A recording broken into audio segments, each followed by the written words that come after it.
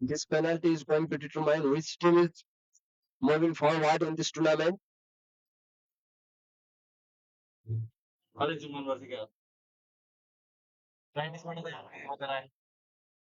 यताबाट मेरो चाहिँ यो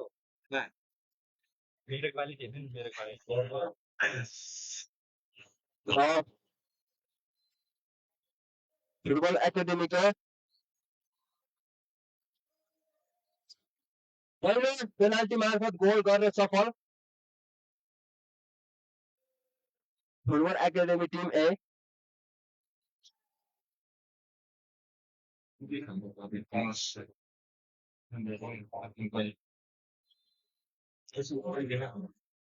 र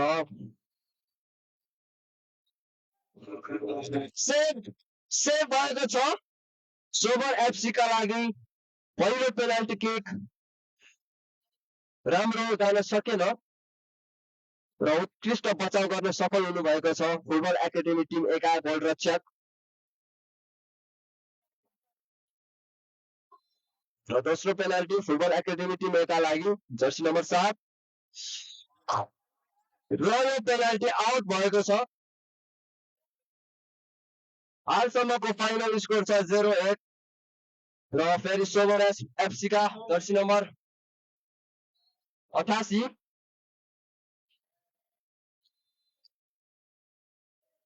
र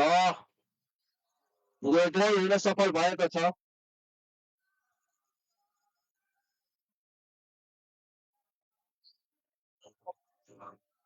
र अब फुटबल एकाडेमीका खेलाडी भाइ प्रतीक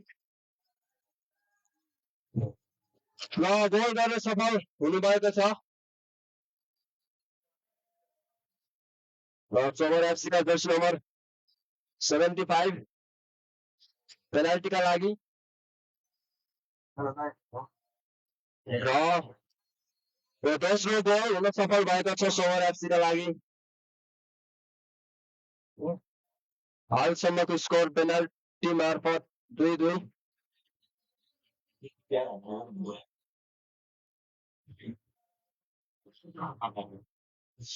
सोबर एकाडेमीको सेभ गर्न सफल हुनुभएको छ सोबर एफसीका गोलरक्षकले उत्कृष्ट बचाउ गर्न सफल हुनुभएको छ र यसै गरी हालसम्मको नतिजा 2-2 रहेको छ र सोबर एफसी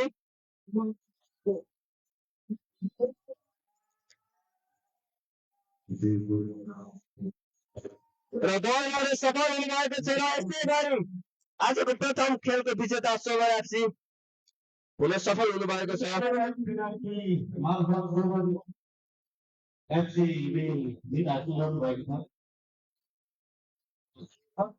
अनि